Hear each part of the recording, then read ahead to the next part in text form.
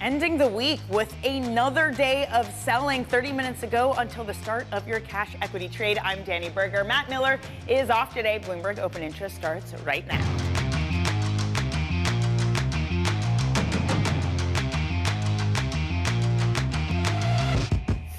Coming up on the show, global stocks are closing out the week in the red as tech jitters return.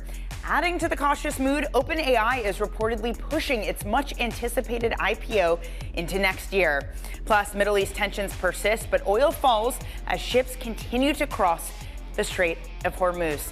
What a day. This would be our fifth day of declines, and should we hold? That's something we haven't done all year. Here's where a lot of the pain is. Micron having such a strong day yesterday. That reverses, the tech trade tumbles. So memory isn't doing well, Nvidia isn't doing well. Also adding to that, OpenAI delaying reportedly its IPO. And again, fears of chip demand, maybe that's faltering. We've also seen a number of companies hike prices due to high chip costs. That includes Apple and Microsoft when it comes to their Xbox. A lot to go through. Let's stay on the theme of tech. Let's bring in Bloomberg tech host Ed Ludlow. Ed, let's start with some of the follow-through we're seeing from Micron. Just how much of Micron's story, 86% margins that they see, is bad news for a lot of others in this tech ecosystem?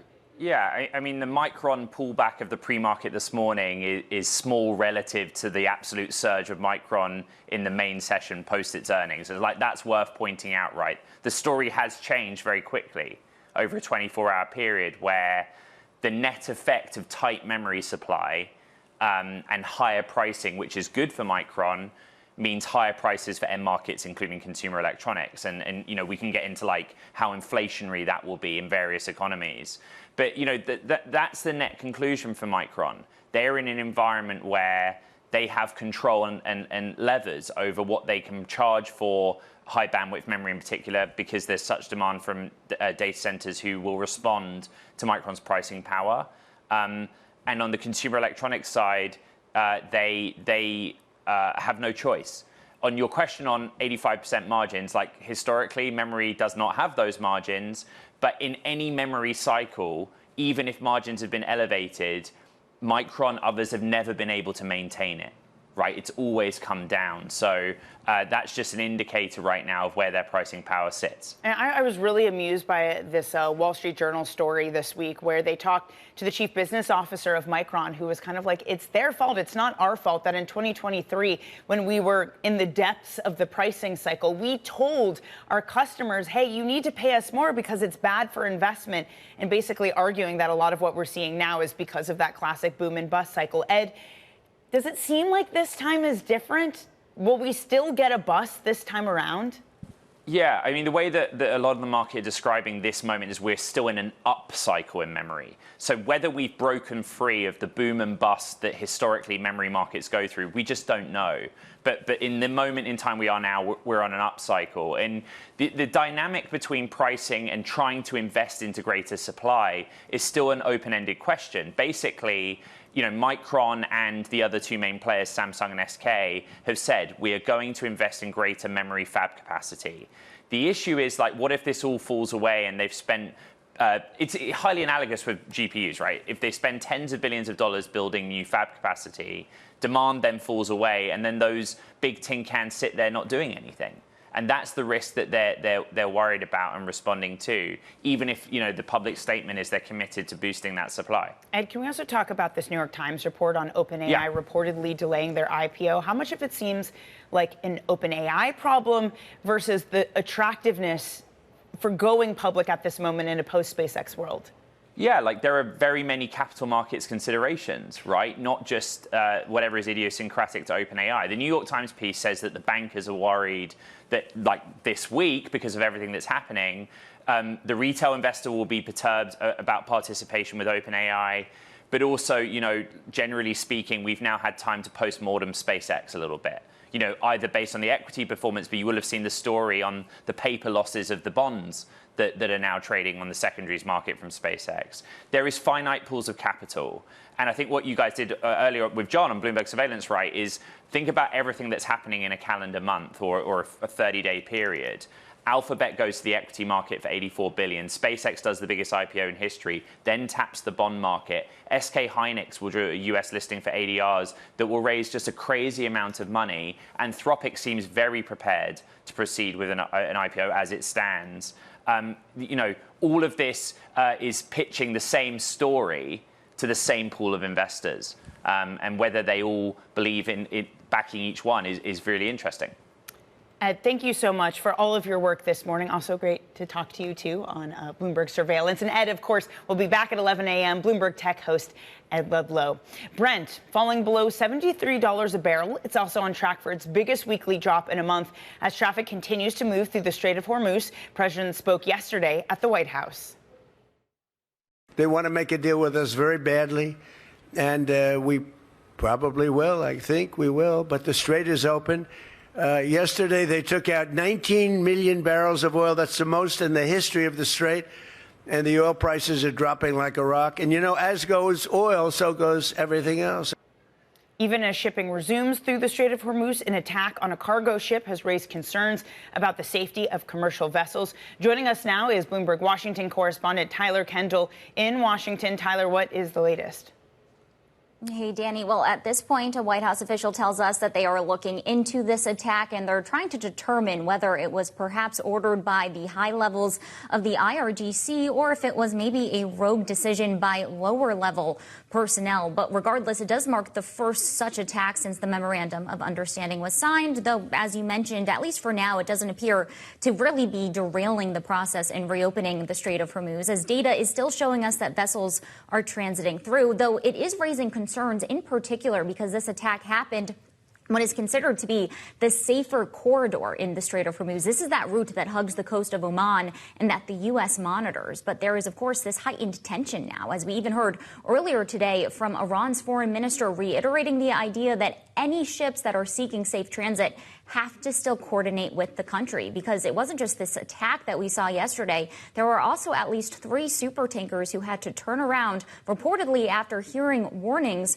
from Iran's Navy. Now, we can't say breaking in the last 15 minutes or so. We did get this report from Iranian state TV that the U.S. and Iran have officially established this mechanism to keep communication open to avoid any military escalation in the Strait. This was that aspect that the Vice President, J.D. Vance, had confirmed after this weekend's talks, but this appears to be the first confirmation from the Iranian side that this could be up and running. But Danny, at this point, U.S. officials have maintained, including the Secretary of State Marco Rubio, to reporters overnight that any deal where Iran is seeking to have control over the Strait or impose fees just will not be acceptable to the U.S. Tyler, thank you so much for your reporting. That's Bloomberg's Tyler Kendall in Washington, D.C. Now joining the show here in New York is Partners Group Chief Investment Strategist Anastasia Amoroso. Anastasia, great to see you. Good to see you, Danny. I got to say, it's remarkable to look at the price of oil in just this big round trip that we've come through. Yeah. What do you make of when this conflict started? There were so many energy experts who warned we have real constraints in the physical markets. It's going to show up in paper markets, and here we are. And it looks very benign. That's right. And I think the concerns ultimately did not play out. And, JP Morgan Commodities team actually did a fabulous job looking at this. And they attributed most of the the adjustment to demand moving lower and not necessarily to inventories being drawn down quite a lot. We have released the strategic petroleum reserves, but we haven't actually tapped into the OECD inventories, the private ones, to the extent that I think a lot of experts thought that we would. So the bulk of the adjustment happened because of demand falling lower for things like jet fuel, for example, out of Asia. So I think it's because of that now when we look at the oil market, we see inventories are not as low as they could have been. And as we see the flow through the Strait of Hormuz are actually rebounding and very quickly. I mean, we're at 75% to the pre-war levels. Probably by the end of the summer, we can get close to 90. And by the end of the year, we can have everything restored. So that's a drastically different picture that I think what was ultimately feared. And that's why I'm also stunned, Danny, looking at the price of oil. But $72 on Brent, it's a remarkable turnaround. Well, if we don't need as much oil as we thought, and then supply also goes back online, I mean, are we talking about a pretty rapid drop even further in oil prices than we were before this conflict started? Potentially, yes, because what's actually interesting is that we were supposed to be building inventories this year. We were supposed to be in an oil surplus market, and of course the opposite happened. But if you look at month-by-month data, energy experts are expecting that we're going to be building inventories once again. We'll be in a surplus, flipping from deficit to a surplus in August. And so you might imagine that for the next several months, kind of the playbook for a lot of the oil producers is going to be maximize volumes, maximize output. And so as a result, we might actually end up with even a further drop in oil prices into 2027. Well, the big market force at the moment, one, you have crude doing this, but two, just the volatility we've seen in the equity market and in tech. And we're going to be talking about it throughout the next hour because I'm pleased to say you're joining me for the full hour. But it has been the story of what's good for Micron isn't necessarily good for others. That on the same story, you can have Micron gain 60% in one day, and you can have Apple fall more than 6%. How much of market leadership is really starting to shift? Just given that dynamic of the need for memory and the high prices that Micron can command with its customers. I mean, look, the leadership is definitely shifting, but I would say rightfully so. And Dani, we have talked about this over the several months and quarters, is that's kind of the natural process of the evolution of artificial intelligence, because you realize now you need to chase this component, now you need to chase this component, and that shifts. And so the bottleneck, sort of where it lives and where it must be resolved, sort of shifts. So I think it's a perfectly natural and honestly logical development. And for investors, it does mean that it's not just allocating to the hyperscalers and expecting to get the bang for their buck when it comes to artificial intelligence. Is really trying to find out what's the next hotspot going to be that's going to have outsized earnings growth over and above consensus. Now, I will say memory today has become consensus, and maybe that's why you have some of that give back in the shares of Micron this morning. But at the same time, when I look at the average selling prices for semiconductors, they're surging for one particular component, which is memory. When I look at the unit sales, once again, they're up significantly year over year for one particular component, which is this high bandwidth memory. So, so that's where investors are rightfully focused for now. Okay, as I said, we're going to talk more about this, much more to discuss. Anastasia Amoroso is sticking around. But first, a quick check on your equity markets, about 20 minutes until the start of your cash equity trade. And we are looking at losses. This would be the fifth consecutive loss for the S&P 500. Micron not able to save the day yesterday, and indeed it declines today, as Anastasia pointed out. We're down 1.5% for the NASDAQ. Yields, those are a little bit easier. The front end is perhaps more interesting. We're down by nearly 3 basis points for your 3-year yield, for your 2-year yields rather. And part of that does seem to be that the correlations reemerged between oil markets and front end treasuries, with Brent crude dropping 3.6%. Some of the individual movers this morning, Deutsche Bank and Stifel have lowered their Nike price target. The company's turnaround has been taking longer than expected. KeyBank removed its price target entirely. And a look at Triller, which is apparently becoming a SpaceX treasury company. I don't even know what that means, to a discount to SpaceX's current market value. So I guess they're going to be holding SpaceX, and that's why you want to buy them. And then Strategy falls as Bitcoin falls below the 60,000 mark. Coming up, the inflation fight isn't over. Economists just pushed up their forecast, dimming hopes for Fed cuts. We're going to discuss that next. This is Bloomberg Open Interest.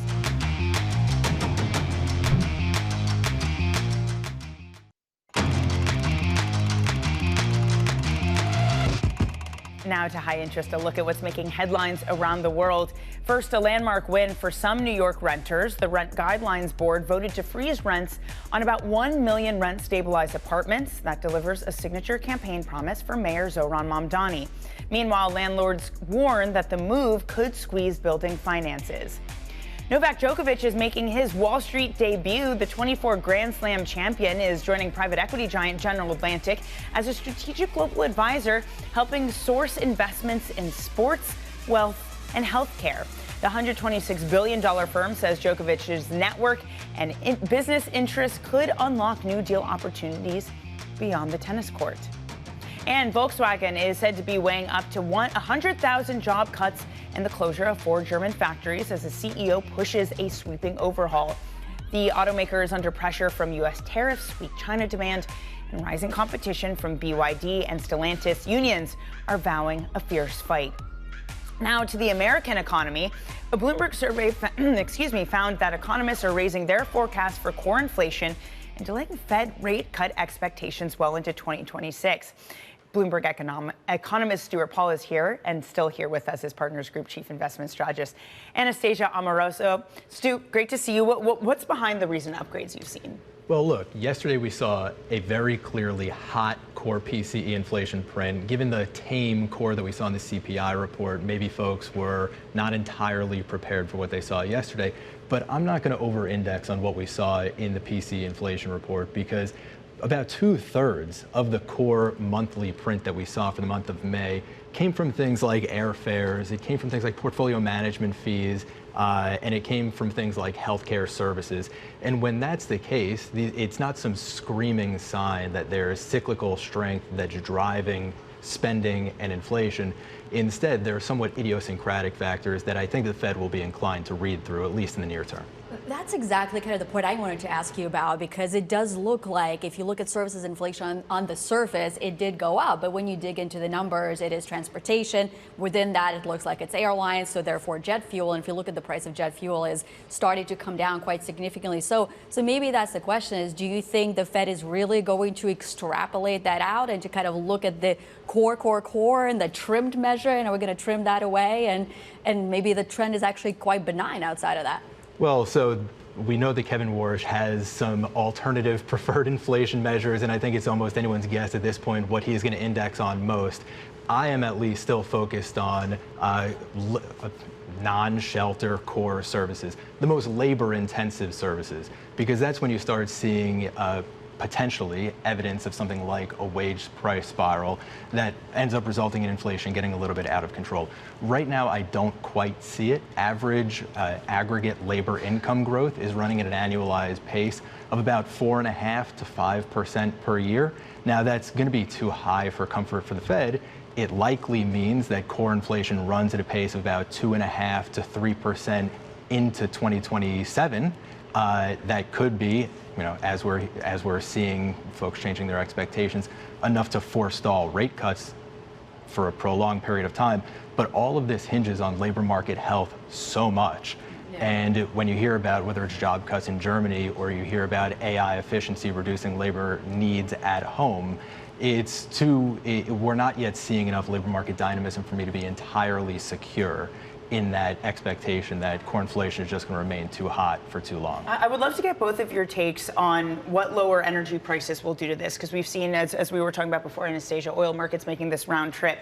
There's been this thesis, it was presented by Torsten Slok of Apollo, that this in itself will cause inflation this time around because lower energy prices mean consumers are saving more at the pump and they're willing then to spend more elsewhere. Would you subscribe to that at all, that actually lower energy prices isn't as disinflationary as maybe we originally think? Look, I don't know if it moves the needle really all that much, right? Because well, first of all, let's think about where we actually came from, which is we were worried about, higher gasoline prices dampening consumer spending. But guess what? Consumer spending did not really change all that much. And maybe partially that has to do with the tax cuts that were also, were in effect as the gasoline prices spiked. But I just don't think it moves consumer spending, and certainly not for the higher income cohort. So I probably don't fully subscribe to that view, but I find the points, Stu, that you make about the labor market interesting, because when you look at the labor market, you don't see wage inflation going up. You see wage inflation actually coming down. You see some firming in the labor market. So I actually really wonder, why is it that consensus seemingly is thinking that the Fed was so hawkish? Because you could peel away at a lot of those one-off factors. Core goods inflation seems to be coming down, tariff-related. Energy inflation is coming down. Hopefully semiconductor inflation will start to come down. So, and those are all the things that the Fed can control. So why is it, in your opinion, that the Fed was perceived to be so hawkish? Well, you bring up an interesting point about all these one-off factors, whether it's energy-induced inflation, a semiconductor shortage. We're living in a moment of the AI build-out. And sure, you could peel any of those layers of the onion back and try to focus on the core of the core of the core, or whatever we start getting to. But when you have all of these factors dovetailing in any particular moment, it's really difficult to then say that there is some sort of lackluster economic activity taking place underneath the surface. What's really going on in the aggregate is something like GDP growth, real GDP growth, running about at potential, maybe a few tenths of a percentage points below potential, but valuations are high. Asset markets are still doing, we're down 5 days in equity, so I don't want to say asset markets are doing entirely fine, but they're okay. Spreads are still narrow. We still see plenty of IPO activity and additional securities issuance. We still see investment driving economic activity right now. And so it's difficult for policymakers to say that policy rates are restrictive right now. And when that's the case, it's, I think, entirely reasonable that they're going to be at least jawboning in the hawkish But wasn't direction. this part of Kevin Warsh's point that it obviously is not restrictive if you look at things like equity markets, but when you look at the housing market, it clearly is, and that there's some issues there.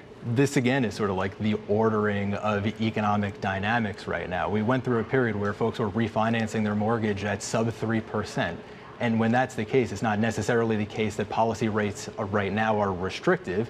It's that policy rates and long-term rates were for 2 years exceptionally low. And of course, that's going to end up halting housing market activity for a prolonged period of time thereafter. Right. The housing market doesn't turn over that quickly. But what does it mean about current economic conditions? At least when I heard his comment on the housing market, I was willing to discount it. I think that he was focused on the consequences of history rather than the consequences of current policy. Stuart, thank you so much for joining. Great to get your thoughts. That's Stuart Paul from Bloomberg Economics, and of course, Anastasia Amoroso. Coming up in the next hour, we're going to get the view from strategist Sarah Hunt, who says that more volatility could be ahead as investors wait for clarity on rate policy. You're watching Bloomberg Open Interest.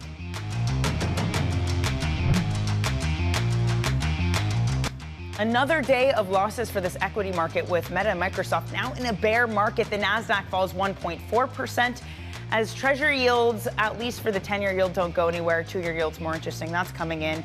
Brent crude falling 3.2%. Coming up, it's your opening bell in just 4 minutes' time.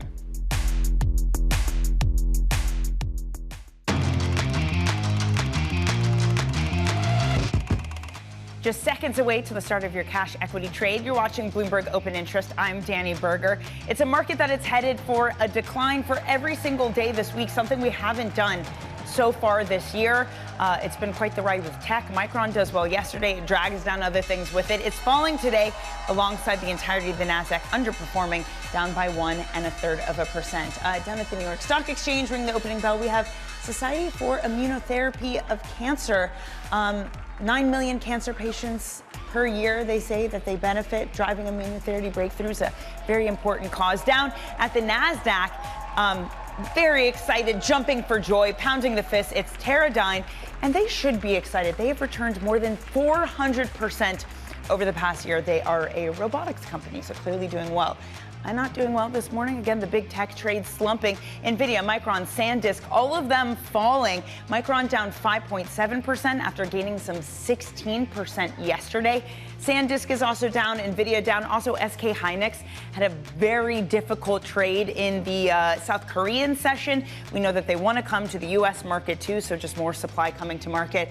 Also, maybe not helping is the fact that OpenAI is weighing a delay to its IPO. We've also seen a number of companies, because of what's happening at Micron, have to hike their prices, including Apple and Microsoft Xbox. Let's go back over to the desk, because still with us is partner group Anastasia Amoroso. Anastasia, look, in this market, I was just pointing out that we're seeing tech falling again today. But Meta is in a bear market, as is Microsoft. Do you think that there is a real question now to whether these tech giants can continue to spend in the way that they are when it comes to AI and data centers? Is this the market trying to force them to pump the brakes? I mean, look, the market has been trying to force them, I would say, over the course of the last year or maybe 2 years. And all that keeps happening is they keep upgrading those Capex expectations. I think what the market is likely underappreciating, I think, are two things. First of all, is that there is an ROI on a lot of the spend that's being rolled out. And the reason why you would spend $500, $600, $700 billion, I should say, into Capex and data centers is because you're expecting to see your cloud revenues grow as a result of that. We're seeing that certainly from the hyperscalers. We also see, as we talked about last time, the hyperscaler cloud backlog of $1.5 trillion. So all of those revenues are yet to be booked. So I do think that's one thing the markets are underappreciating. The other is there was an interesting point this morning about Amazon and how AI enablement of Amazon can actually allow them to be better at placing ads, to be better at product recommendations. And so, so actually the companies like some of those same hyperscalers are going to benefit in the other parts of their business, whether it's digital advertising, whether it's e-commerce, whether it's social media, et cetera. So I think that's something that investors also should not lose sight of. Does it, though, just make life more difficult when they sell off like this? Do they get as warm of a reception in bond markets, for example, when they go to issue new debt? Can you continue to see M&A be stock-only deals? I think it was Qualcomm earlier this week that did a stock-only transaction. Just the sheer mechanics of falling stock prices, does that make it difficult for them just to continue the project that they're on right now? I mean, sure, to the extent that you see some widening, for example, in credit spreads, and do you want to then tap the credit market if your credit spreads are widening? That's where the mechanical connection there.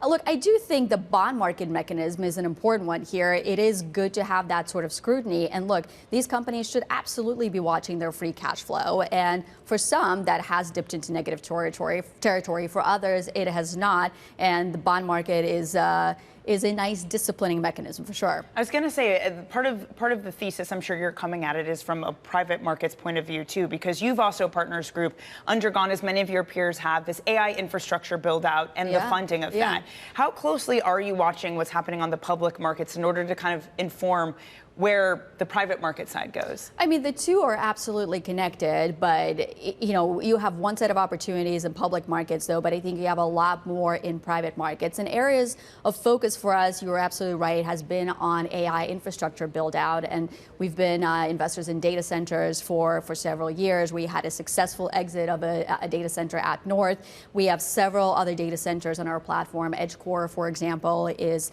a large and scaling data center operator here in the United States, Digital Halo out of Asia. So we're firmly committed to that space. And I think what's interesting is that the first wave of AI has been about building out the chatbots and the co-pilots and what I call conversational AI. The next phase of AI, what we're really excited about, is work as a service, a workflow automation. And so that requires a whole lot more data center capacity and a whole lot more chips, et cetera. So I think we also have to invest with that in mind.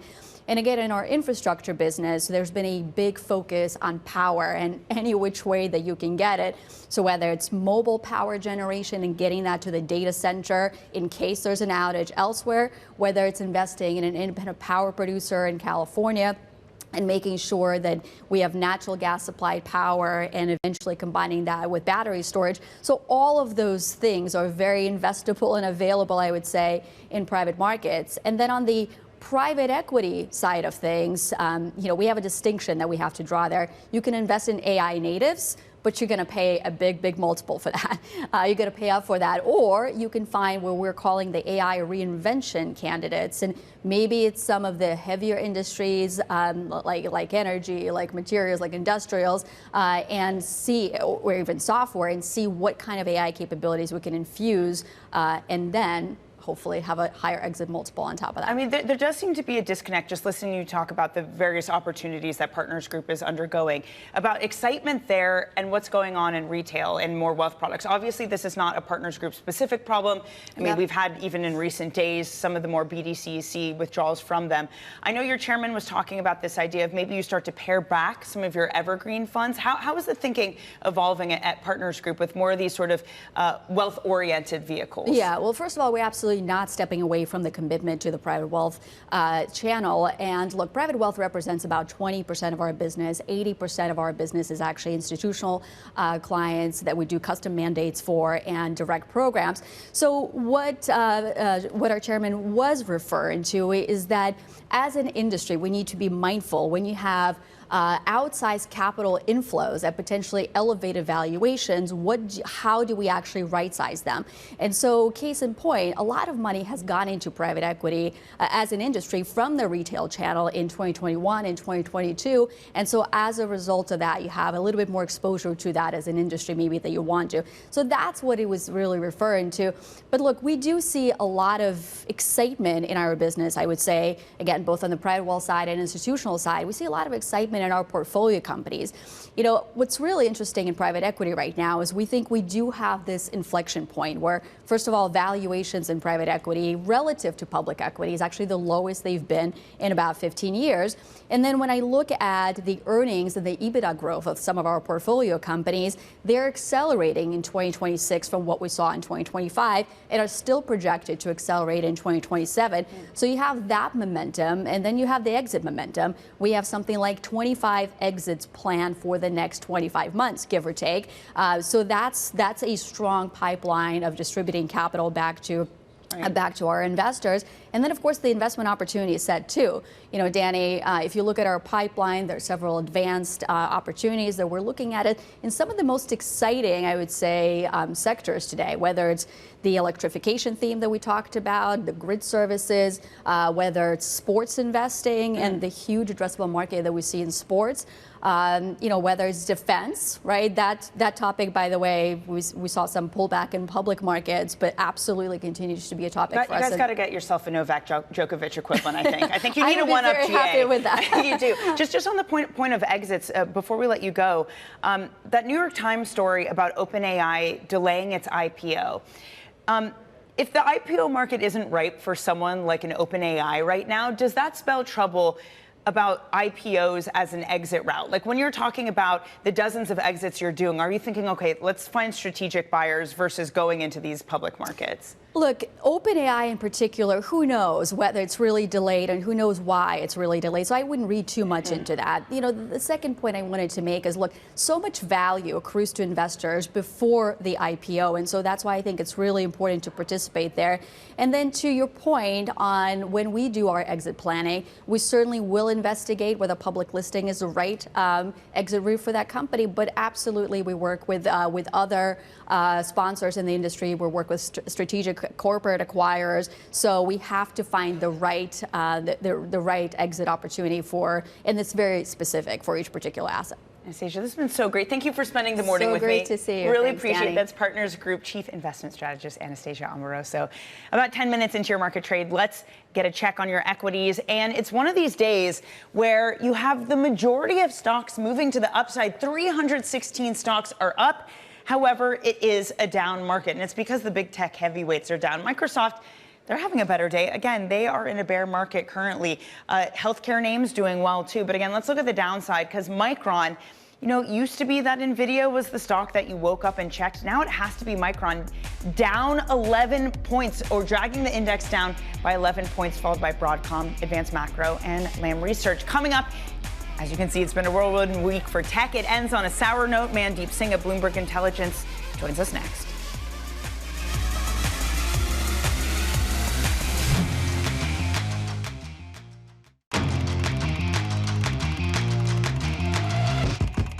Time now for some top calls. Here's what the sell side is saying. First up, BTIG initiating Robinhood with a buy rating, citing strong growth prospects, rising customer engagement, and a young customer base that's moving into peak earnings years. Next up, KeyBank downgrades Nike, saying its turnaround is taking longer than expected as China uncertainty, marketplace pressure, and management changes could cloud the outlook. And finally, TD Cowen downgrades OnSemi after the company announced plans to acquire the chip company Synaptics. The firm says that the deal adds complexity to an already complicated business model. And it is overall another tough day for tech. Chip makers declining.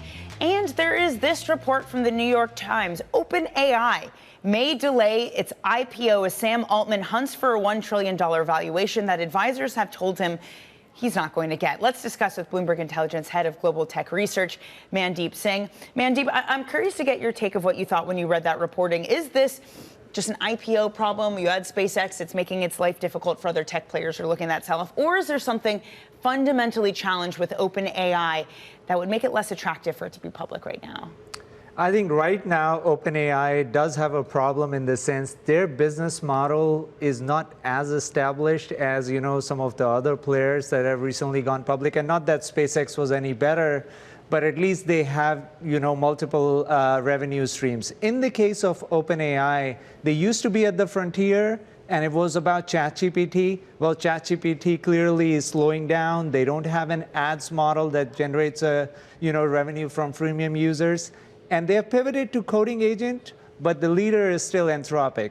And now you've got open source companies that are encroaching as well. So when I look at what will excite people about the OpenAI story, I think they may have a hard time convincing, at a $1 trillion valuation. Again, remember, when Meta IPO'd, it was a $100 billion company. So you could see the growth trajectory and you would want to participate in that.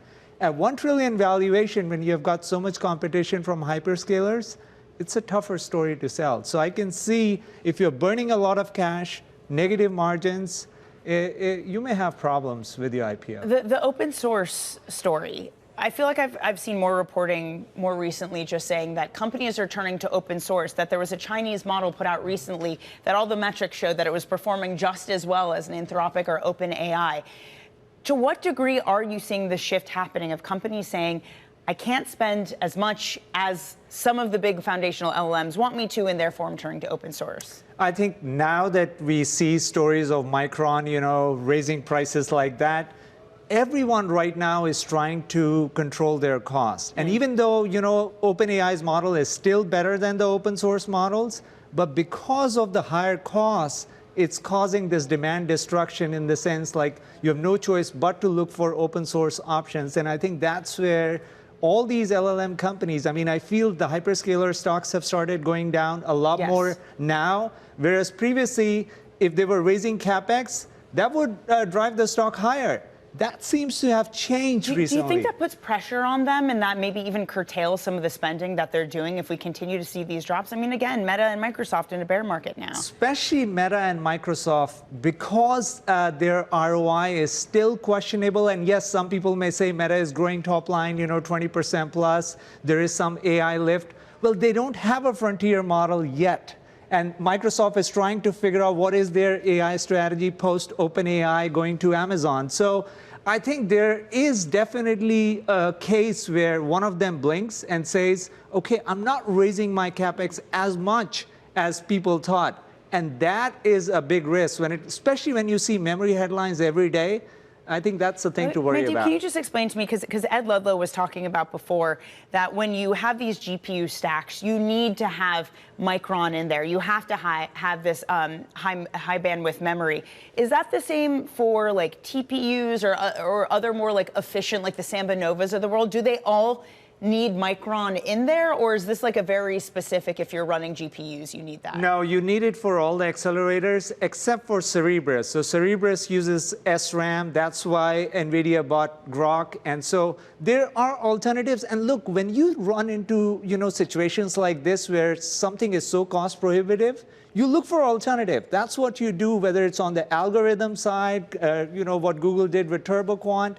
There will be some sort of a way for you to consume less memory and not keep, buying memory. I just can't see a supplier holding everyone kind of, hostage to the high prices, and people. So the boom bust cycle then maybe will continue. They will remain cyclical then in that view. I just can't see every hyperscaler, struggling to kind of buy memory at these prices and hurting their margins.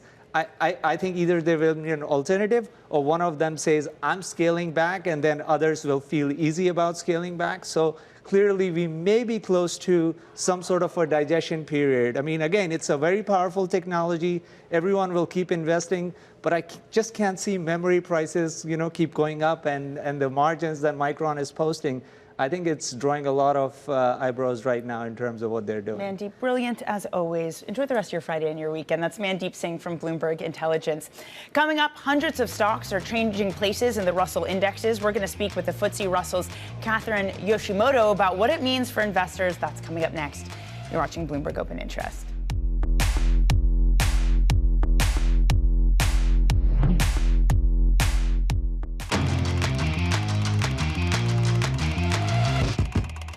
A tough week ends on a tough note. We're down again this morning, and that's being led by tech, down 1 1/3% for the NASDAQ. The Russell 2000 small caps had been leading. We had seen a rotation. Again, that takes a pause, a breather today. Dow Jones does do better. So you are seeing this trend, some of the tech. Again, if you don't have as much tech in your index, maybe you're doing a little bit better.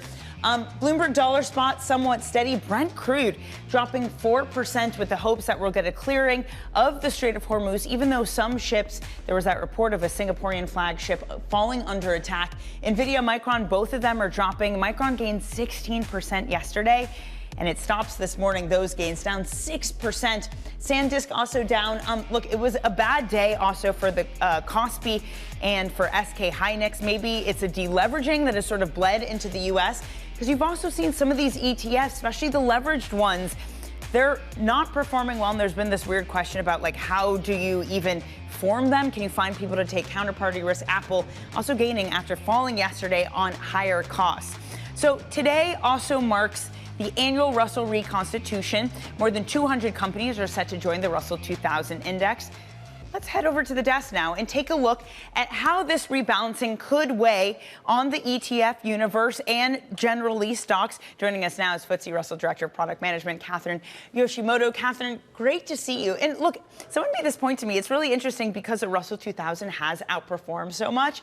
And so now you're seeing some of the small cap winners get like rebalanced out and new entrances in. How are you thinking about what this reconstitution looks like this time around? Well, the reconstitution has been occurring during an interesting period. As you know, the small caps have really been on a tear over the past year. As of rank day, April 30th this year, small caps were at 44%, large caps only 30%. But it is all part of the important ecosystem presenting the broad market, what the markets are doing. So reconstitution is vital to ensuring that small cap stocks are in the Russell 2000, large cap stocks are in the Russell 1000. How are you thinking about the small cap universe? Because we are in this world, we're just talking with Mandeep about it, that like OpenAI has become so big that when it comes to market, it looks like a fundamentally different company than when, for example, Meta first IPO'd. Are you seeing the types of small caps coming into this market that end up in the Russell 2000 maybe less interesting or less robust? Because these companies are just waiting to go public. I think Russell 2000 presents a great opportunity for investment managers to find opportunities that aren't, as followed very well. I mean, that really is the benefit of using the Russell 2000 to look for opportunities in terms of the small cap companies, joining first into the Russell 2000. There are examples like Netflix, Amazon.com, even NVIDIA that first started in the Russell 2000 shortly after their IPO. And today, as you know, they are among the largest cap companies in the market. Well, also, I believe as of today, SpaceX is also going to be added into the Russell indexes. And there's been a lot of pushback on this idea that it hasn't gotten the seasoning period. And we see it in the volatility today. What do you say to that pushback, that this doesn't belong in indexes yet? So actually, IPO additions are part of the Russell DNA. Since 2004, Russell indexes have added IPOs on a quarterly basis as they become eligible. They're still following, we're still testing for minimum voting rights, minimum float. SpaceX is being added at its float adjusted weight. So people are actually surprised to find out that the weight of SpaceX and Russell 1000 is projected to be only 12 basis points. So it's in there, but it's just like a little dash of SpaceX. And as more, the lockups get freed up, then the weight will grow. And that's part of including it early enough so that you're not having a major rebalancing event later that adds to significant turnover. Catherine, thank you so much for joining. Great to see you on this Friday. That's Catherine Yoshimoto of FTSE Russell. And of course, tune into ETF IQ that airs Mondays at 12 p.m. noon. Coming up in the next hour, Sarah Hunt from Alpine, Saxon Woods, plus billionaire Robert Friedland on his new chip startup, and the CEOs of BlackBerry talk about growing demand for its software. All of that in your second hour of Bloomberg Open Interest.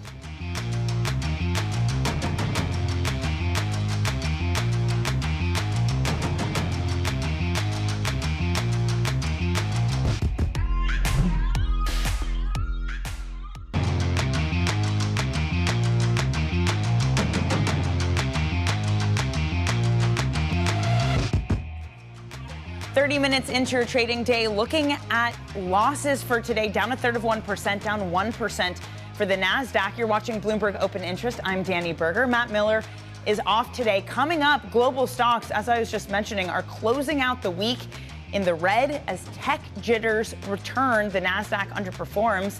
Adding to that cautious mood, OpenAI is reportedly pushing its much-anticipated IPO into next year. Plus, Middle East tensions persist, but oil falls as ships keep crossing the Strait of Hormuz. Strategist Sarah Hunt of Alpine Saxon Wood says that investors should be bracing for more summer volatility as markets look for clarity on Fed policy. Even as strong earnings from Micron and Qualcomm continue to support the AI trade, or are they? Sarah joins me now at the desk. I want to start with that, Sarah, because what was really good for Micron seemed to bring down the entirety of the rest of the market with it. The Mag 7 sold off. Micron's down again today. How are you thinking about 85% margins for Micron? And if that is bad news for all of these companies that are forced to pay those prices? Well, it's interesting because it certainly looked in the morning like it was True. It was all good news.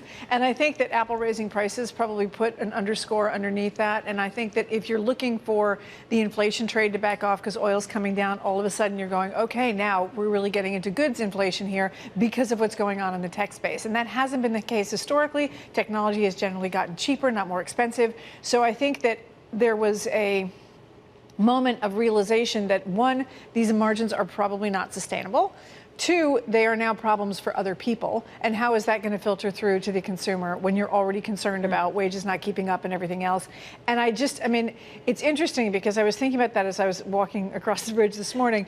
We've got this cessation, hopefully, of what's going on with Iran. You've got oil back in transit. And then all of a sudden, all the other fears that we were ignoring along with that problem are starting to come back to the fore. So it's one of those things, like one thing gets better and then all of a sudden you start worrying about all the other things again. It's just the way that the psychology is running. Well, so for this bond market, front-end yields are dropping this morning. They're kind of more following at the moment what's happening with oil. Before that, it was the FOMC and we decided this thing was more hawkish. Do you think that there should be pricing into this bond market the fear of what you're talking about, AI-led inflation, where components get more expensive and things like Xboxes and iPhones become more expensive too?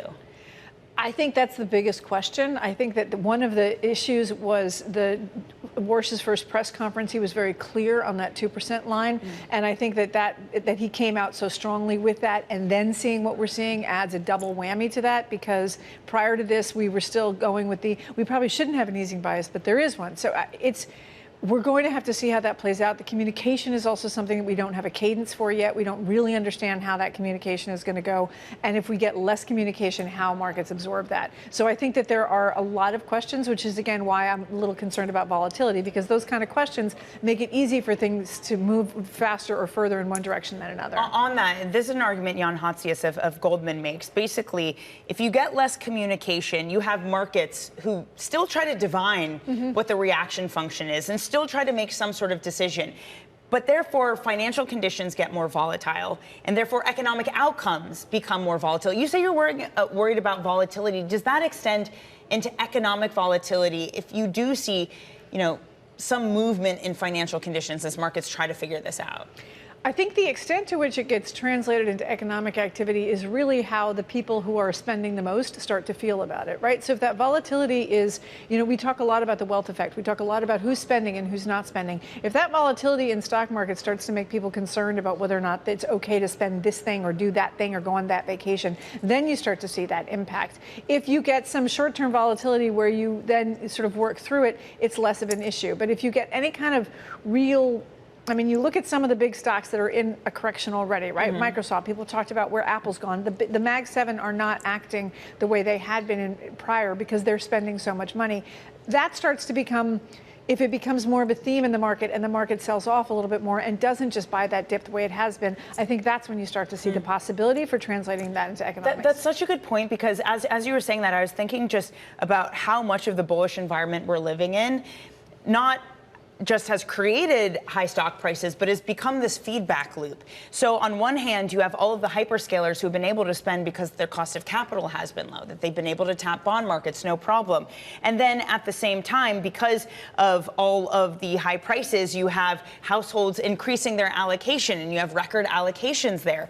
So if you do get some sort of sell-off, is it worse this time around just because of all of the ecosystem, not to mention M&A, because there's a lot of like stock-only M&A happening now too, but just because this ecosystem has really surrounded high equity prices that we're living in?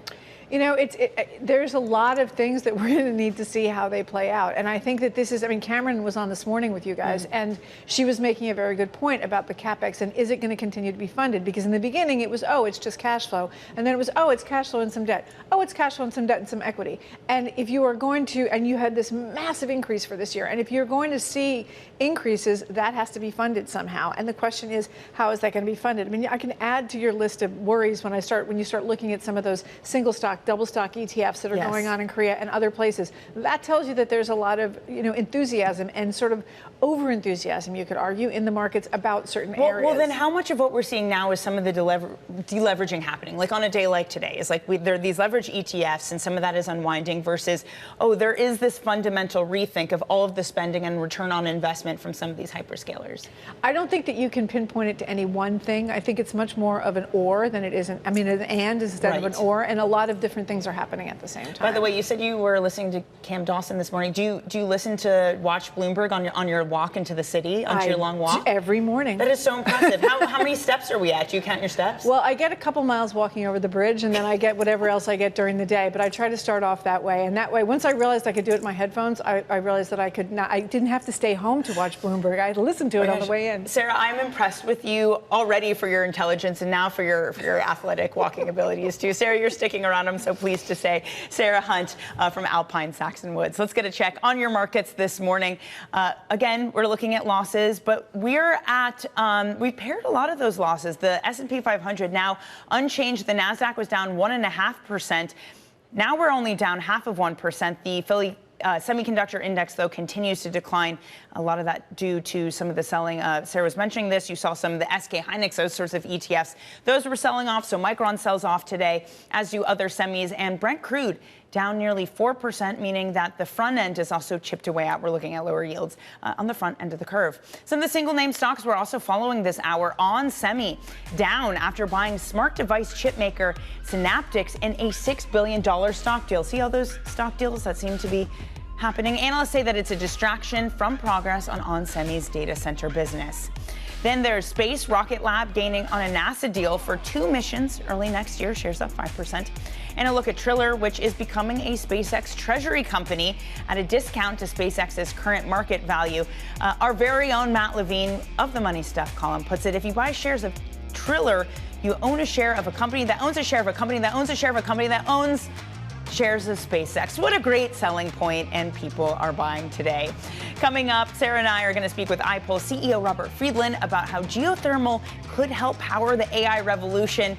You're watching Bloomberg Open Interest.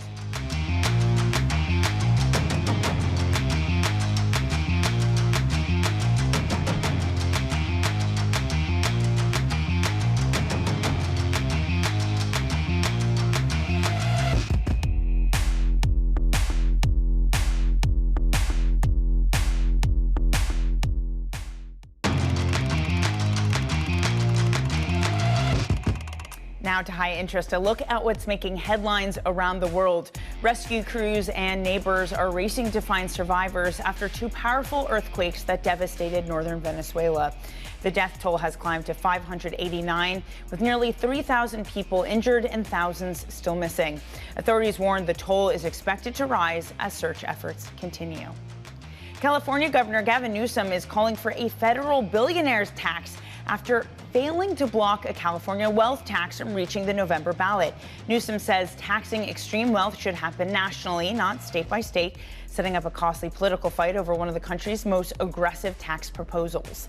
And a record $25 billion bond sale by SpaceX is weakening fast in the secondary market. Traders calling it one of the sharpest post-issuance sell-offs that they've seen. Longer-dated bonds have widened significantly, suggesting hedge funds and fast money investors are exiting as markets reassess Elon Musk's related risks. Elsewhere, iPulse is making a big bet on infrastructure. The company has secured $250 million in U.S. funding to develop semiconductor technology for geothermal drilling, aiming to strengthen domestic chip manufacturing. Joining us now is Robert Friedland, co-founder, chairman, and CEO of iPulse. He's spent decades building major mining and tech companies, including Ivanhoe Mines, and still with us at the desk is strategist Sarah Hunt of Alpine Saxon Woods. Robert, thank you so much for joining. Congratulations on this. I got to say, my initial reaction was just looking at the price tag of $250 million, which is like one of the hyperscaler sneezes, and it's worth that much. What does this now do to you to have this contract in your hands and to have this money able to deploy? We're talking about Pulse Electrical Power here, and $250 million is plenty for the initial purpose here. If you've used one of those little Chinese-made tennis rackets, which has a 9-volt battery to kill a fly or a mosquito, then you've experienced pulse power. So there's 3 basic ways to use electrical energy: direct current, alternating current, and pulse power. Pulse power requires a new generation of semiconductors and capacitors, but it's the most efficient way to use electrical energy. Just like you zap that fly and get that nice feeling, we can use pulse power to change almost everything in modern life. So the CHIPS Act provided about $280 billion for the semiconductor industry. Some of that is for R&D and to bring that technology to the United States. We're developing a new technology package of new semiconductors and capacitors to enable us to use electricity in a better way. So it does feel like it helps to solve a really critical bottleneck of when it comes to energy. But what about things you said? So I guess high upfront costs are not an issue. What about things like water and those types of bottlenecks that you might need?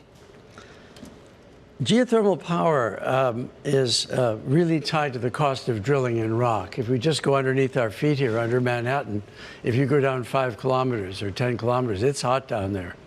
And generally that guy in a red suit with the horns, it's pictured as being hot down there. So all the heat we need to generate electricity for planet Earth is right under our feet. But to drill in hot rock, we need new defense-related electronics. We need very robust semiconductors and capacitors that we're developing here in the United States. And it's that kind of baseload power, which has no global warming effects, it's 24 hours a day, that we need to drive this dramatic increase we have in energy for AI, electrification of the automobile, and electrification of the world economy. And what's happened in the Strait of Hormuz, showing us our liability to the supply of hydrocarbon, is going to drive an even bigger investment in finding a better way to sustainably reindustrialize the United States. So one of my contentions all along has been that if we're going to get where we're trying to go, the linear exploration of energy has to happen in different ways. We have to have new technology. What kind of time frame are we talking about to get something where you get baseload power in a time, and what kind of footprint are we talking about? Because we absolutely need the technology to leapfrog here. This is going to be fast. We're already 20 years in a private unicorn getting this far. We're already drilling in granite rock today, the diameter of a hole about 12.5 inches, quite large. And we're drilling about 2.5 times faster, with about 6 times the drill bit lifetime that has ever been achieved in human history. So if you can imagine a robot that can drill through hot rock cheaply and quickly, and circulating water in a closed loop through that hot rock, we get the same electrical load that you get from a nuclear power plant without the radioactivity. Because at great depth, Mother Earth is a nuclear power plant. There's enough uranium in the core of the Earth, based on the enormous pressures, that a lot of scientific opinion is that Mother Earth actually has enough fuel to create that heat for another 6 billion years, which is forever on the human timescale. So the real answer is not to chew up birds and windmills. And the real answer is not to pave the Earth in solar cells, because the sun doesn't shine all the time, and demand for this studio or for AI is around the clock. The best answer is geothermal. So we want to thank the folks at the Department of Commerce in the United States government for accelerating this. And we'll be drilling in hot rock in in 18 months. We're drilling right now in cold rock, but we're hardening our semiconductors and our technology to go drilling into rock 2 times or 3 times the temperature of boiling water. And once we do that, the problem of unlimited cheap power for planet Earth is solved. And that's what this is about. And we don't need that much money. But Thomas Alva Edison didn't need a lot of money to invent the light bulb in his garage. Even so, it is still coming from the government. Would this be a first step in the government taking a stake? I mean, your pitch is really compelling. The president also does not like windmills and the birds that they might murder. Is that what's next on the horizon for you? Well, he's right about that. There's American bald eagles getting chopped up in windmills in Montana, and they're an endangered species. So the fact is that as these windmills get longer, they're not like mass murdering bald eagles, Robert. If you're my girlfriend and we're flying north, and we're just Canadian geese, all of a sudden, paint a very sad picture. Yeah. No, we need a better solution than wind, and we need a better solution than solar. But is the government so on board that you think they might want to take a stake in your company? No, they will. There's an equity component to this discussion. If you read the press release by the government this morning. There are some people that would push back on this, that this looks something like state capitalism, that this isn't, the conservative party that we're used to. The government shouldn't be shouldn't be taking this types of bets on these companies. What would you say to that kind of thing, Robert? That's laughable. Take a look at China. You don't be ridiculous. China has intelligently applied state capitalism, and that's exactly the problem. The United States is so far behind in the greening of the world economy. If you compare the scale of our electric automobile industry to the Chinese, if you really want to change the way this world works, and you want to feed and clothe 8 billion people with fresh water and clean food, we need the government to take a lead. And the CHIPS Act was the first time the Democrats and the Republicans got together on anything. This was under the Biden administration in 2022. It's called the CHIPS and Science Act. And so this is the fruit of this sort of thing. So if we get to the 18 months and we're drilling into hot rock, how long are we then before we're transmitting energy? How long until that actually becomes, I can now attach it to something, and how much am I getting out of how do I think about this in terms of individual either places and stations that you're doing it, or one big one? How do we think about that? Great question, Sarah. The United States of America has the largest geothermal heat endowment in the world. You can drill holes anywhere in California or Colorado or Utah, Nevada, and there's heat right underneath your feet. And so as soon as this drilling capability is available, we can turn it on to the existing tens of thousands of drillers in the United States and drill for heat instead of oil. You just take those drill rigs in Texas, move them sideways, drill for heat. And the addressable TAM runs into trillions of dollars if we use geothermal power to green our grid. And this is the problem. You're not going to have AI unless you have uninterruptible baseload power. And you've seen what's happened in the Straits of Hormuz. If you order a gas turbine today to build a data center, you've got a 6 or 7 year wait already. So we think geothermal is the answer.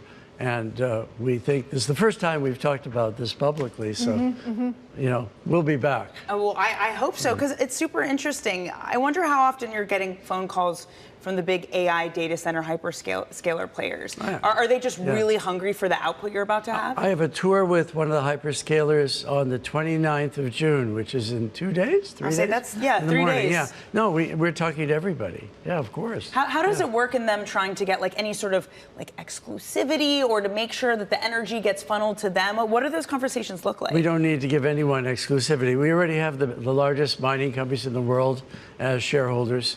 The miners also need energy. To mine the metals you need to have an energy transition. Fundamentally, the limiting factor on everything you see in the studio is energy. And all of a sudden we have an explosion in baseline demand for energy. And as these windmills get longer, the tip velocity of those blades gets faster. And my girlfriend flying north can't see that tip velocity, and poof, you're just nothing but a bunch of feathers. Oh, Robert, I'm going to just feel so sad about the girlfriend-boyfriend birds. It's not that common. Come on. We're not out there murdering entire. What about the tall build of the skyscrapers in New York? Those murder birds. It's a problem. But the human ingenuity is all about feeding and clothing 8 billion people on the earth with the least possible deleterious effect. And anything you do in the world, including powering the studio, has an impact on the environment and on people. Geothermal is clearly the simplest and cleanest idea for baseload power for planet Earth. Well, we're excited to have you back. as this progresses. Really interesting. Robert, thank you so much for joining. Appreciate Thank you your very time. much. All the best. That's, Thank of course, iPulse co-founder and chairman Robert Friedland, and Sarah Hunt sticking around with us. Still ahead, BlackBerry CEO joins us at the desk to discuss the company's AI-driven turnaround. That's coming up next. You're watching Bloomberg Open Interest.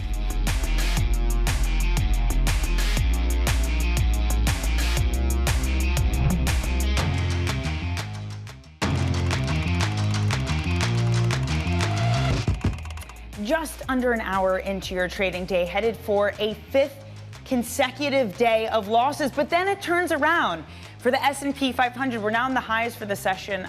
I mean, can we call them highs? We're up 0.08%. The NASDAQ still declines with some of the nerves around AI trades.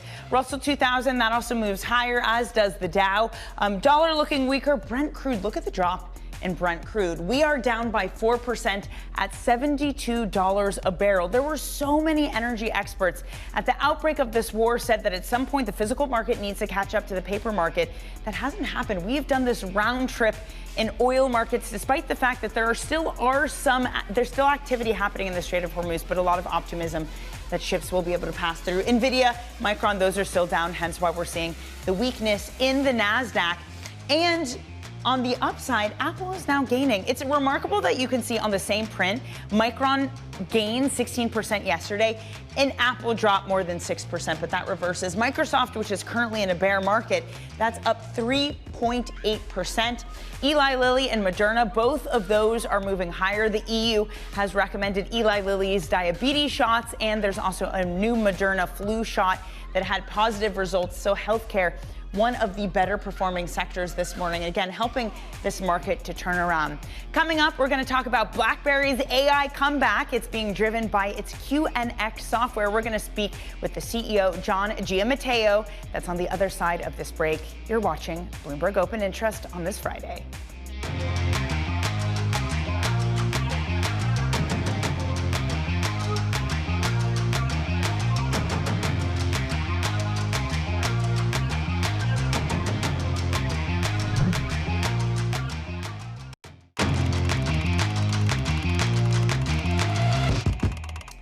BlackBerry is making a comeback as an AI infrastructure company. Its QNX software powers everything from connected and autonomous vehicles to medical devices, industrial robots, and other mission-critical systems. That business is fueling renewed optimism and enthusiasm on Wall Street. The stock surged this week on strong first-quarter results. Joining us now is BlackBerry CEO John Giamatteo, and still with us at the desk is Sarah Hunt of Alpine Saxon Woods. Did I get that right, John? Is that basically what QNX does? Because I know this has been a huge driver for you now, right? Absolutely. QNX is one of the fastest growing parts of the company right now.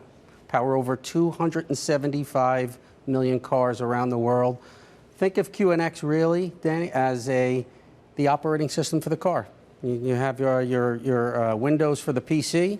Think of QNX for the car. All the key operating functions, particularly on the safety certification side of it. There's more software going into a car these days than ever before. That's really where we shine as a company. Okay, let me put my Matt Miller hat on when it comes to autos, because we have seen this trend. A lot of automakers have been struggling, especially some of the European ones, as you know, especially sales have dropped in China. They've been more dominated. How has that sort of volatility in the auto market impacted you? I think one of the things that's helped us navigate that pretty well is how we are diversified throughout the world. Basically, every car manufacturer, with the exception of Tesla, uses our operating system around the world. So if one market's up and another market's down, we tend to be able to kind of ride that wave a little bit better than most. If I think about this as something that has grown into the automobile operating system, is that translatable into other areas, or is right now you have so much going on in auto, you don't need to be thinking about translating, you just need to go with what's going on right now? 100%. I think that one of the reasons I think we've been experiencing quite a bit of the fastest growing segment in the company right now is the general embedded space. Robotics, medical instrumentation, industrial automation, all of these applications and use cases that require real-time determinism, safety, security, certification. That's QNX is custom built for that type of thing. So that's one of the fastest growing parts of the company right now. How did we not have that before? I mean, you would think that this is something with all of these things that you just mentioned, that there was an overriding operating system. Is this just better than what was there before? I think as technology evolves, as the compute, the power of the chip, one of our biggest partners right now are NVIDIA, Qualcomm, Texas Instrument. So there's more compute power going into all of these devices and all these cars around the world. The need for a platform like ours, I think, has emerged as a real industry requirement. How are you thinking about costs? Because I'm sure you're using AI in some capacity, which we can talk about, but the cost of that continues to grow. And then there's a real conversation happening right now of the cost of memory. And it's meant that Apple is raising prices, Microsoft and Xbox is raising prices. Are you feeling any of the pinch? Because if you have that NVIDIA stack, you have to have the high bandwidth memory of that too. And they have really, really strong pricing power right now. The beauty of our model is we sell the software only directly. So we're not really encumbered by some of those hardware. We used to when we were in the device days. Oh, yeah. But now that we're a software and services only play, that enables us to really participate on the high margin side of the equation. Well, the other side of the coin is everyone's freaking, well, maybe we've calmed down now, but everyone was freaking out about software and AI. What is your moat as AI becomes more dominant? And there's this real fear that it can replace a lot of SaaS systems. I think one of the reasons why we've withstood the whole SaaSmageddon thing over the course of the last... SaaSmageddon, I like it. I think it was SaaSpocalypse, but I like SaaSmageddon better. Is easier to say. Yeah, it is.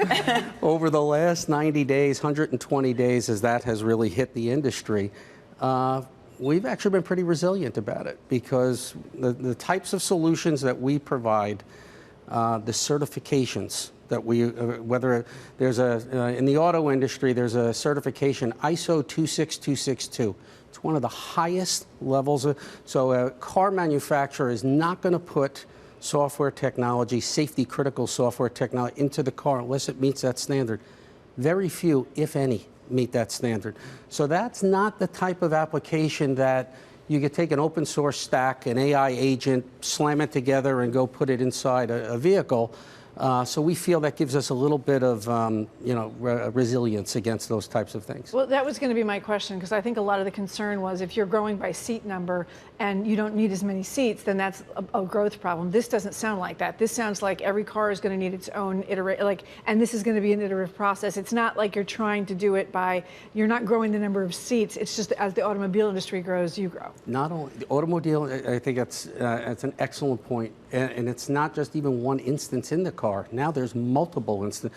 There's digital cockpit. You need a platform for that. There's ADAS. You need a platform for that.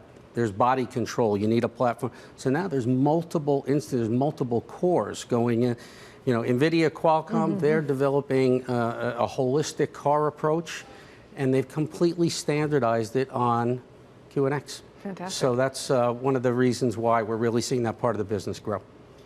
Are you going to ever bring the BlackBerry phone back? We're talking about this break. I mean, John, it feels like we're in this moment, maybe because the world is so insane right now, that we want the nostalgia, especially as our lives turn more into AI slop. I feel like it'd be so nice to just have that little keyboard back. Tiny little phone. Yeah, to be BBMing Sarah on the weekends. There's something about that feels really special. It's not only people like you who give me this feedback on a regular basis. When I go home, I have 3 daughters, 28, 26, 24. Every time I talk to them, they're like, Dad, when are you going to bring back the BlackBerry? I don't think you'll see us get back into the phone game anytime soon, but software and services that power cars, that power phones, that power robots, that's where you'll see What about other gaps? I have to say, one of the more interesting things about BlackBerry, and you yourself, John, is that you have been out very forward with M&A.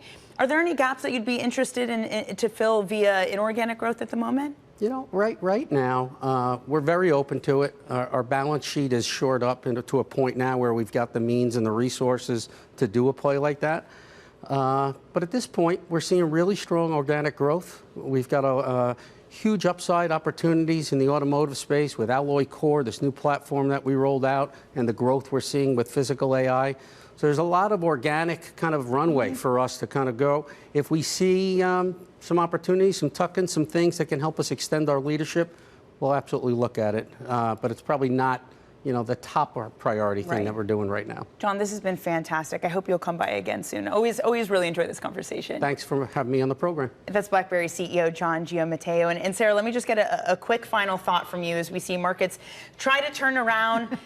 4 days of losses heading into a fifth. Has something changed, do you think? Has the narrative shifted? I mean, obviously BlackBerry's doing well, and software, that's kind of moved on. It feels like the hyperscalers are going under a lot of pain. How are you thinking about this moment in time as we go forward? Well, I think it's typical of the narrative shifts that we've been seeing over the last year and a half, which has been exhausting. And it's funny because John Farrow said something the other day about the first quarter seemed like it took forever and the second quarter seemed like it was a blink. And I think that we're all dealing with a lot of exhaustion. But I do think that there is these momentary, oh my goodness, this is a big problem. We're never going to spend this much money. Well, wait a minute. Maybe they're cheap enough and now it's okay to buy them. There's a back and forth that keeps happening. And I think that after 4 days of losses, let's hope that we end green on the Friday. But I would just say that I do think that there is, the themes haven't stuck, which is good because you don't want a negative theme to stick. True. So we'll see how that goes, but I hope so. Market still in search of a narrative. Sarah, thank you so much for joining this morning. Always a pleasure. Sarah Hunt, Chief Market Strategist at Alpine Saxon Woods. Still coming up on the show, Andrew Clare, CEO of Elroy Air, on the company's $100 million deal that will make them a publicly traded company. SPACs are back, baby. This is Bloomberg Open Interest.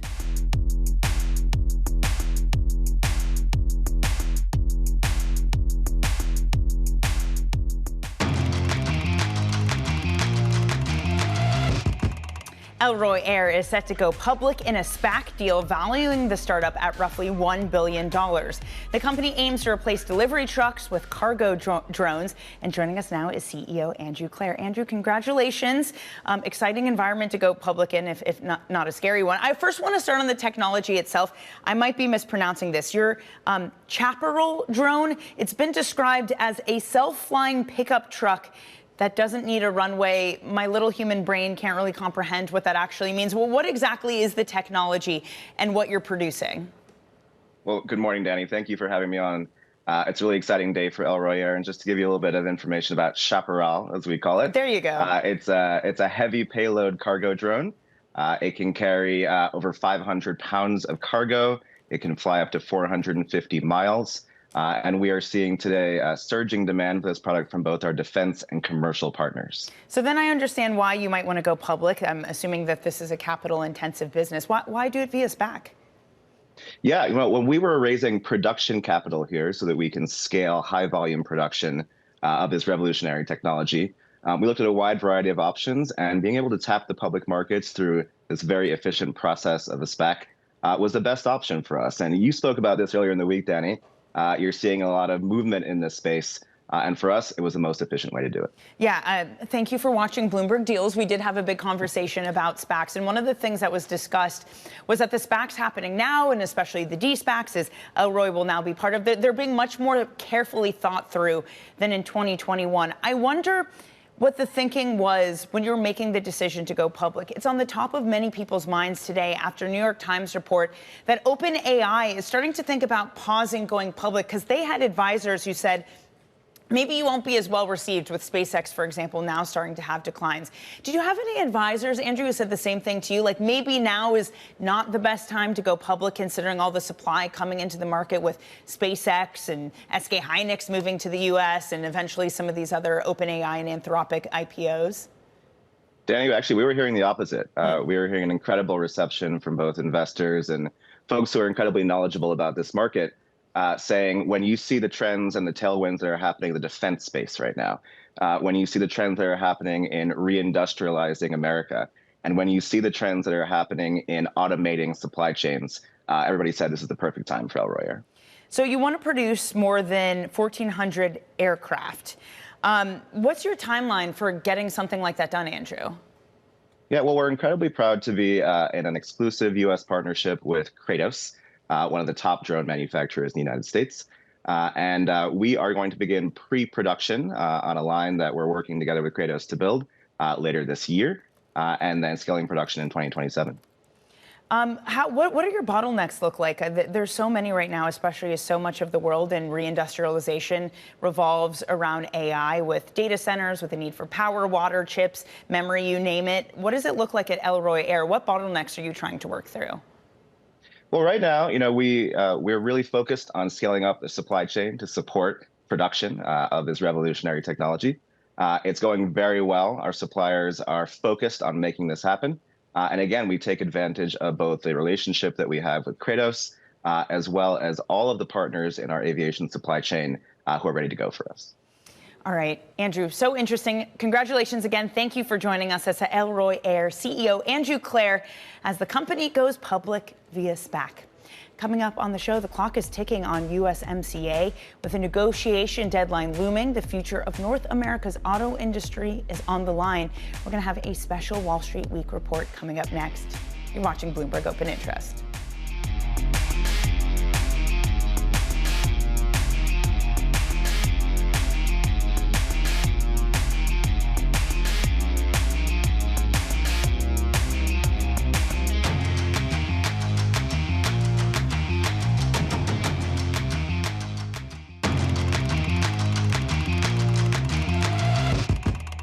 The deadline for the U.S., Mexico, and Canada to review the USMCA is approaching, and the automotive industry sits at the heart of the debate. Economists say that integration has made North America more competitive, but supporters warn that uncertainty could chill investment and disrupt nearly $2 trillion in annual trade. Wall Street Week brings us that story. This is the brand new Gordie Howe International Bridge that spans the Detroit River separating the Motor City from Windsor. It was named for the famed hockey player who was born in Canada but crossed the border to lead the Detroit Red Wings to 4 Stanley Cups. Canada paid for the bridge, but now President Trump has put its opening on hold, which in itself is unlikely to divide the two cities' economies. Those are not really separate cities. There just happens to be a borderline through them. Economist Paul Krugman won the Nobel Prize for his work on trade. Stuff does go back and forth. There's tremendous amount of specialization, which is good for everybody. It reduces costs, increases efficiency. One of the companies benefiting from that back and forth trade is Linamar, a manufacturer with headquarters outside of Toronto. Jim Jarrell is its CEO. So we're 60 years old, and really, I think when you look at Linamar, we're an advanced manufacturing and product design technology company with 37,000 people global, 87 facilities around the world. When we talk about the auto part of Linamar's business, how much of your production goes across either the Canadian-U.S. border or the U.S.-Mexican border, or for that matter, Canada-Mexico? I would say a ton. There is so much interconnection, integration between it, and I think we've demonstrated this before. We have one part that we do for an OEM customer, 2 OEMs in the U.S., and the original part that we get is a forging that comes into Mexico, which goes into the U.S. to get some further processing, comes into Canada for further processing, back to the U.S. for further processing, over to Canada where we do the sort of final assembly, and then that gets distributed back into the U.S. as well as Mexico and Canadian auto plants. So again, you can see this full integration of this, supply chain in the automotive North American area. And one thing we say is you can't unbake the omelet, right? Manufacturing has become a regional game. Shannon O'Neill is the Director of Studies at the Council on Foreign Relations, author of the book The Globalization Myth, Why Regions Matter, and a Bloomberg opinion contributor. The strength, frankly, of the U.S. auto industry is really a North American auto industry. It is that because cars and car parts are produced across Mexico, Canada, and the United States, they are strong, they are competitive, and they're affordably priced. And it's that connection, those supply chains across North America, they're important for autos, they're important for all kinds of manufacturing. Let's continue this conversation and bring in Wall Street Week host David Westin. David, great to see you, and really interesting piece. I'm excited to watch the whole shebang. And where do we stand at this actual moment with USMCA? I know we're thinking about its renegotiation, but how has this industry fared so far under it? So as you remember, President Trump negotiated USMCA the first round, saying he hated NAFTA, but he put in it that after 6 years it was up for review and negotiation. That falls right now. Frankly, talking to the negotiators, they thought that 6 years would take them past the Trump administration, and he's back again. And he said that he really wants some revisions because he thinks Canada and Mexico are taking advantage of us. But to your question, the U.S. auto industry, by and large, if you talk to them, say, it's been working pretty good, let's not mess it up. So are they really fearful then with this renegotiation? Yeah, I think they're fearful mainly about the uncertainty, because they need to make long-term investment decisions. And if they don't quite know what the rules are, they expect that they're not going to just blow it up and have it go away. But if you're investing a lot of money in capital, plant, and equipment, which President Trump wants them to do, then you need some certainty, as you know, to know what the rules are going to be. So is that the Trump's administration's goal in all of this then? Figure out a way to get more investments within the United States itself? Yeah, I mean, ultimately, I think President Trump, as he says again and again, is to eliminate trade deficits. And despite the USMCA, there are still trade deficits with both Canada and Mexico. So that's ultimately what he focuses on, and that's why people are going to have a tough time with the negotiations.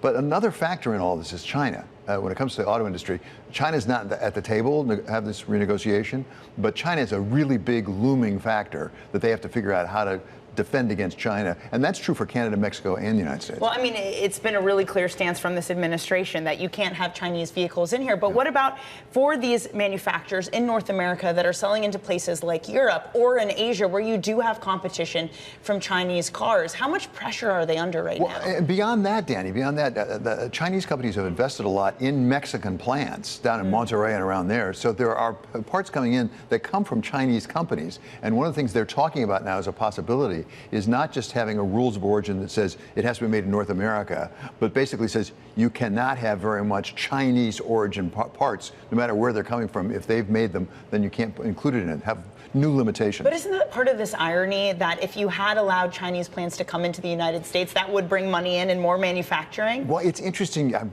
glad you raised that because you saw Paul Krugman there. Right. And one of the questions I asked Paul was, look, why don't we just let them come have their plants? The way we do Toyota, for example, in Kentucky. Let them come in, build their plants here. We'll learn how they build their nifty cars. And Paul said, no, China doesn't want that. Ironically, what we did with China, where we went to China and educated them and know-how and how to do things, China's putting a lot of restrictions on saying, we don't want you to know how we're making things. Interesting. So when this is all said and done, what did you hear from the industry? What are they saying when they lobby the Trump administration? What are their hopes about how this renegotiation takes place? I mean, I don't want to speak for the industry. My impression was, if they said today you can just have the same agreement going forward, they'd take it in a second, particularly if it was for some period of time. There's concern that it might go to year, which that's the worst case for them, because then they know what's going on. But they would basically take this deal. They don't want a lot more. They just want to protect what they've got.